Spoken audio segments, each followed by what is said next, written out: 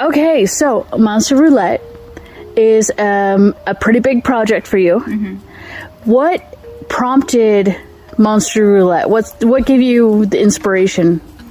So this might come as a surprise to nobody, but I play a lot of Dungeons and Dragons. I'm a dungeon master, and I really like creating my own monsters. And so after I created like 3 different monsters, all their stat blocks and everything, I started thinking like, well, what else can I do? Because I love storytelling, I love creating new things, it's really interesting.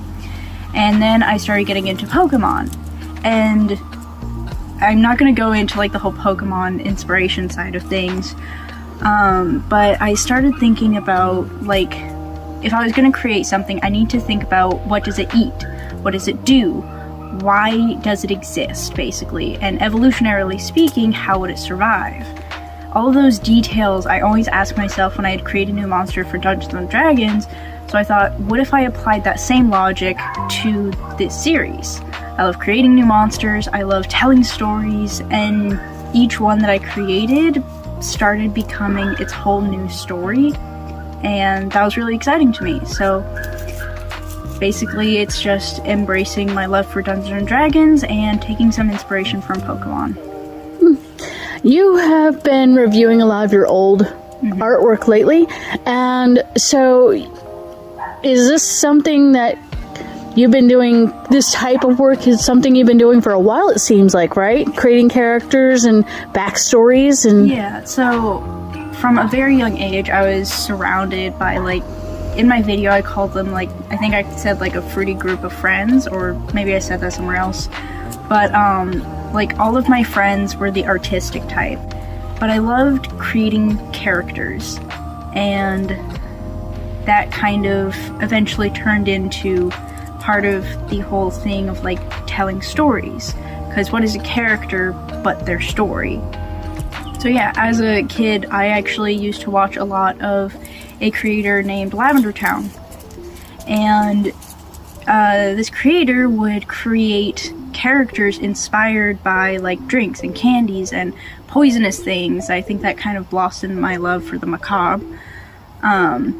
But yeah, so that kind of led more into the whole character creation, and for me I think that Monster Roulette is kind of like a randomized character creation, but in the version of a creature.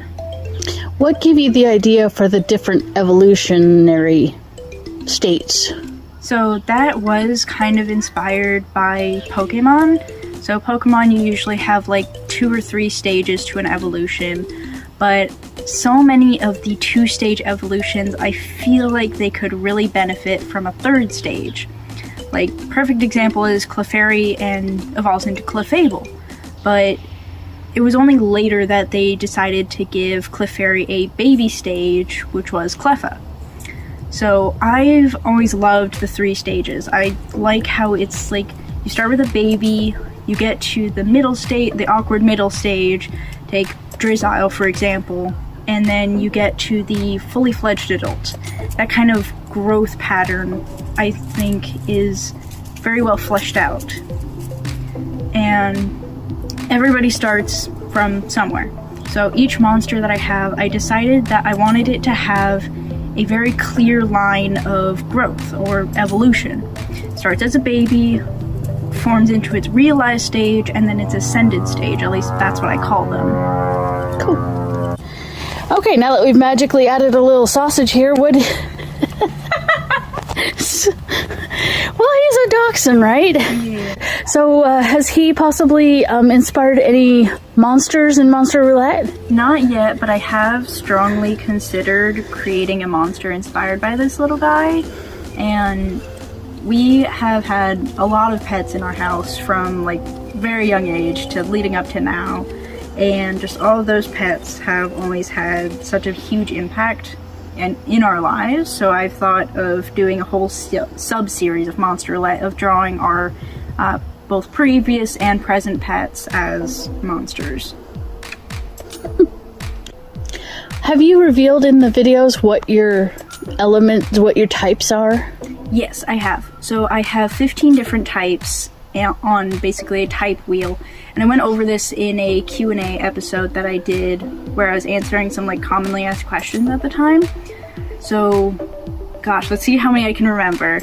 Insect, nature, flame, water, earth, dark, light, cosmic, entropy. Oh, I'm missing so many. Sky. There's still 5 more, but I can't remember what they are at the moment. But I've kind of gone into a lot of different elements and different types. The cosmic type, I did take inspiration from a different channel. Anyway, so I took some inspiration from a different creator who is creating their own fan-made Pokemon game. But I just think that it was cool and interesting, and I was like, you know what, yeah, that's something that I could include in my little project. Do you think 15 types might be a little much? Especially if you as a creator can't remember them all yourself? Just because I can't remember them off the top of my head doesn't mean I think there's too many. I mean, Pokemon itself has like 18 or 19 types, and let's be honest here, flying type, it's just birds. Like, at least 90% is birds. But one of the things that actually makes me and a lot of other people really mad, at least, about the TCG of Pokemon is they currently have like 9 different types in the TCG. There used to be 10, but then they discontinued Fairy and turned all of the fairies into psychic types. And I miss the Fairy type. Like, I didn't even play the game before when there were fairy types, but I miss the fairy types. So, what is the goal with Monster Roulette? Is this just you creating random monsters, or is there a point to all this? So there is a point to all of this, but you have to watch my Q&A that I did a while ago to get the full context. But I actually am working towards a much bigger project, one that I'm not going to reveal because I promised I would reveal it when we hit 500 subscribers on YouTube. But it is a really, really, really massive project that I am hoping will come to fruition one day, but I can't reveal what it is. You seem to have an affinity for or a love of mycelium. So you've noticed my planetary mushroom series. I see. Well, I also happen to have one of your free giveaway stickers on my laptop, which I just love them, by the way. Okay, so yes, I know you love mushrooms. Now, is there any monsters that are mushrooms, or is that something coming, or? That is something that I have strongly considered making. In fact, I have considered making like a whole sub-series of all my favorite mycelium kind of like types, like the indigo milk cap and the classic one, Fly Agaric. That's the red one with white spots. That's the toadstool from Mario, right? Yeah. And there's also things like the Inky cap, the Wedding Veil cap, or the Veil cap, some people call it as well. There's so many very interesting and diverse types of just mushrooms. Like fungi as a whole is just very, very diverse. It's different. It's really cool. It's They're really fun guys. But I don't want to overload my series with just mushrooms, so I'd have to balance it out with other things. Different monsters inspired by different things, that kind of thing. I have already started considering doing one inspired by flowers, because we have a few flowers planted around our house. We have a beautiful lilac bush in like our side yard, and we have tulips growing out front, and dandelions everywhere. Like, dandelions might be weeds, but they're still pretty, okay? They're still pretty. Your mention of tulips got me thinking, is there an element to that would be seasonal, perhaps?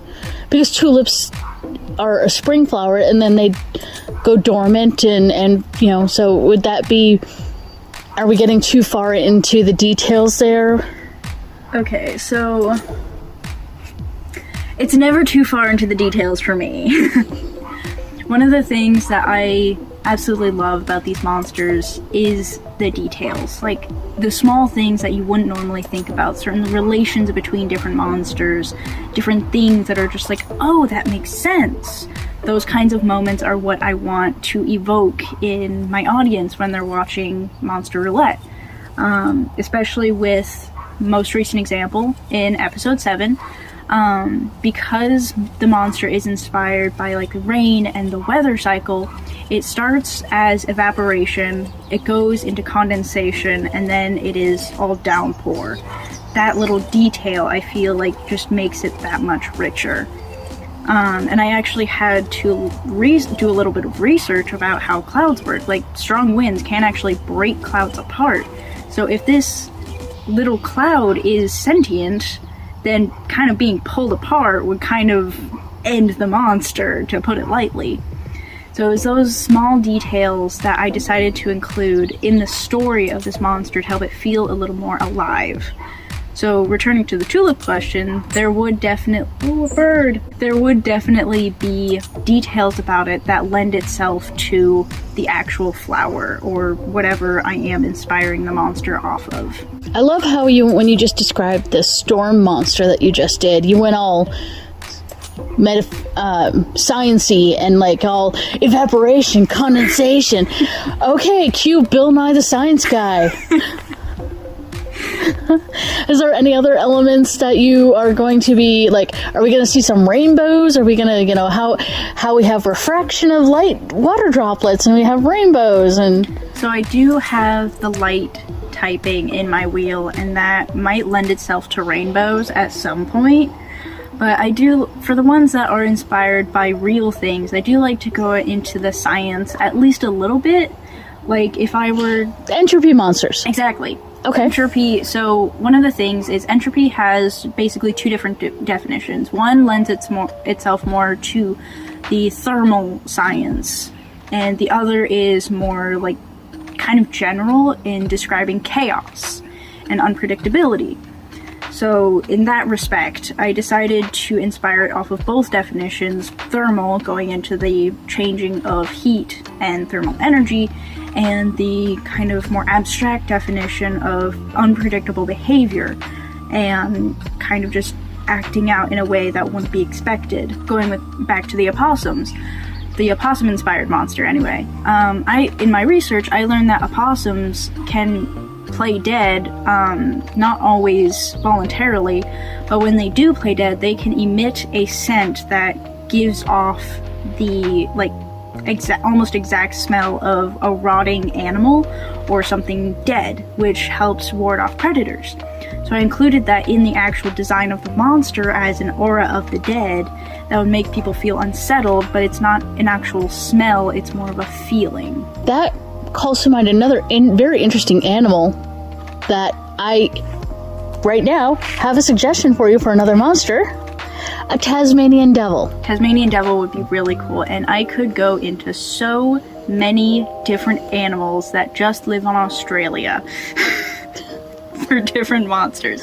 Surfers, veterinarians. Are you calling surfers and veterinarians animals? I'm more talking about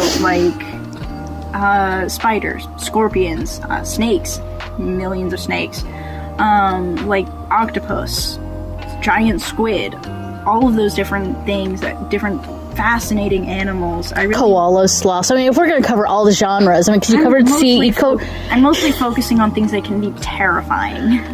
Koalas and sloths. Slugs are not scary. Sloths. Koalas aren't scary.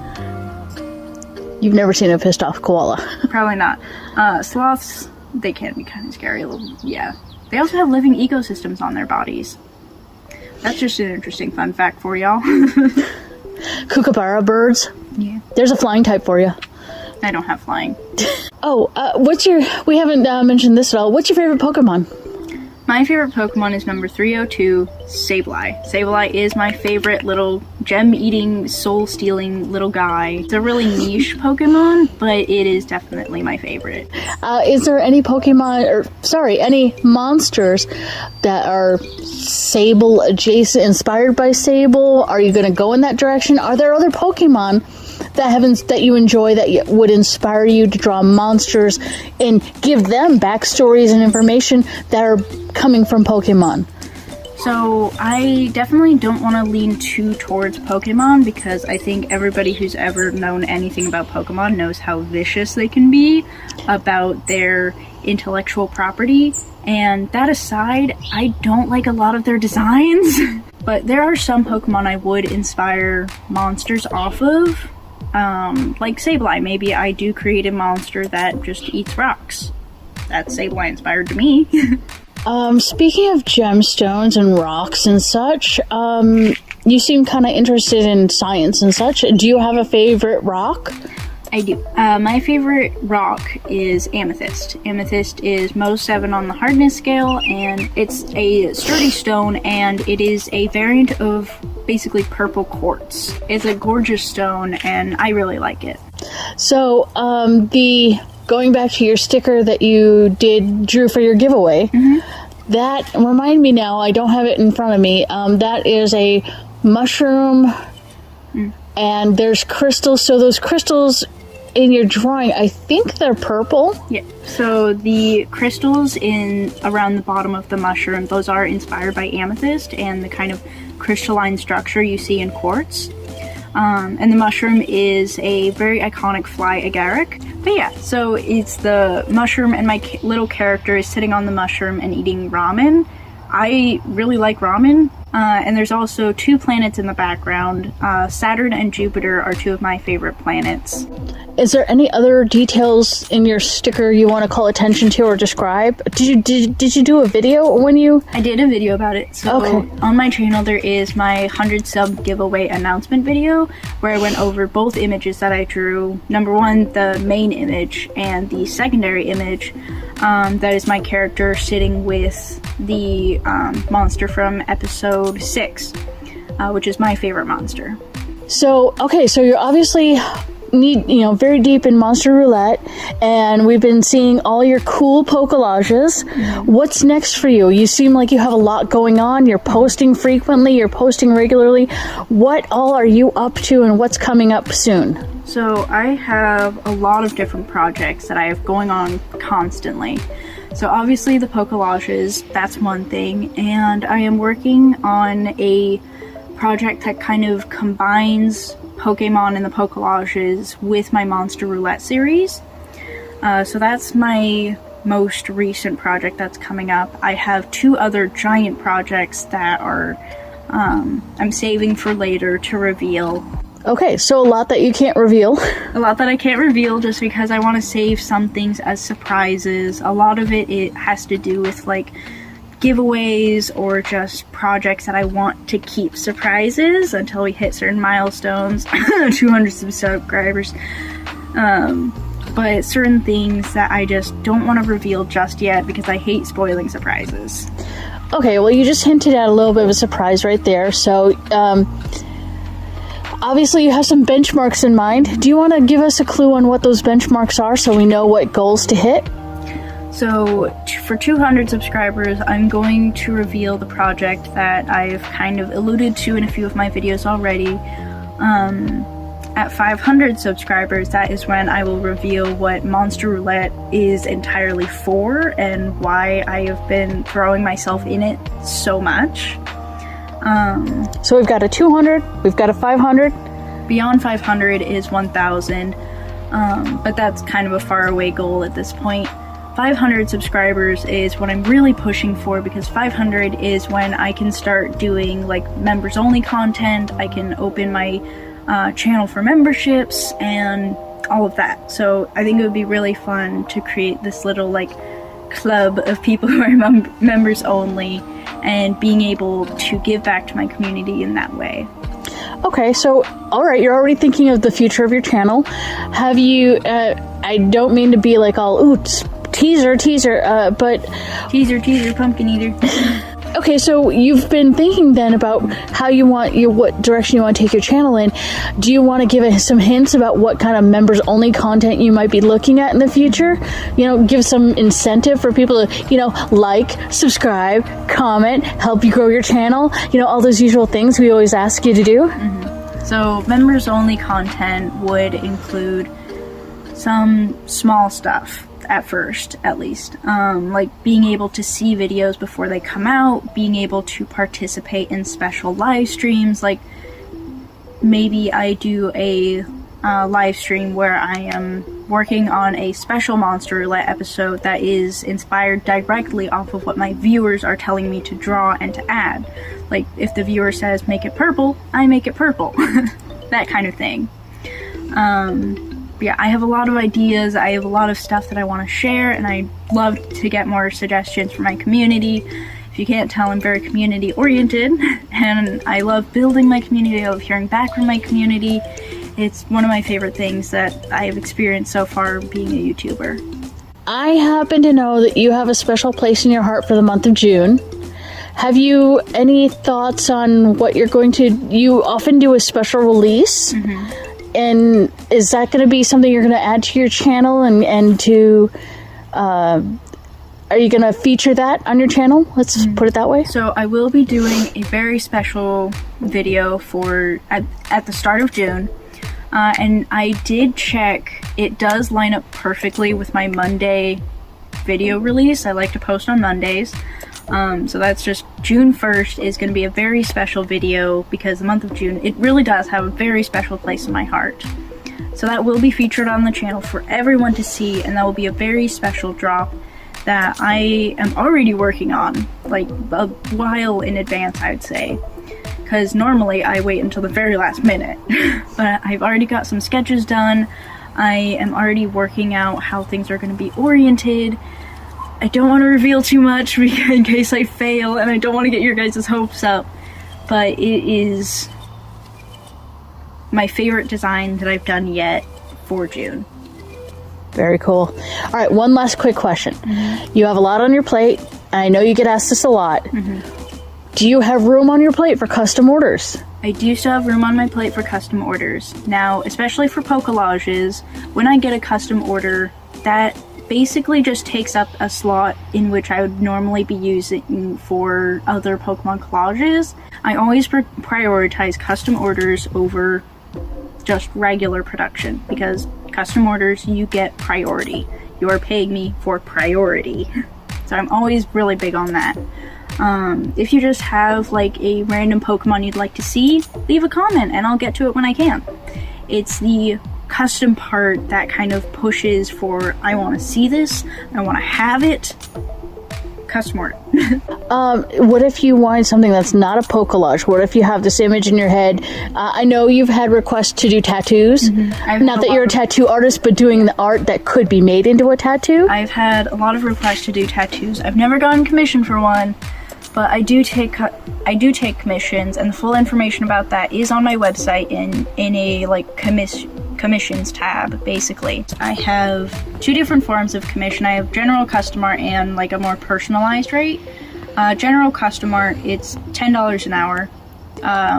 Personalized art, it's $35 an hour. All that information is on my website, though. You go to the commissions page, and I won't get into all that in this video, but I do take custom requests, I take commissions, all of that fun stuff. And if they wanted a custom, what can you do with that? What can you do once you have the art? What can you do with it? So there's a wide range of mediums that I can put custom art on. I can do hoodies, I can do t-shirts, I can do tote bags, I can do stickers, I can do tumblers, I can do mugs. Basically, if you can put an image on it, chances are I can make it happen. And link in the bio? Where do we try and link it in the description. But there's obviously also a link on my YouTube bio, so you can check it out there, or you can go to the search bar of whatever web page browser you use and type in artsytashawn.com, and that will take you to my website. So if somebody wanted to see you in person or come say hi or meet and greet, how do they find you? Or do you want to be found? I will always be doing an update on my YouTube channel on when I'm going to be at card shows. I do a Linwood one and a Bellingham one. Both are hosted through West Van. Other than that, though, I also do festivals, craft shows, craft fairs, like school-hosted events, city-hosted events, all of the events. I do a lot of different stuff, especially during the summertime. So I don't leave Washington. Maybe one day. No idea what I have coming up, but stay tuned for updates. Well, thank you so much for your time and for sharing this sausage boy with us. All right, so I think this is a good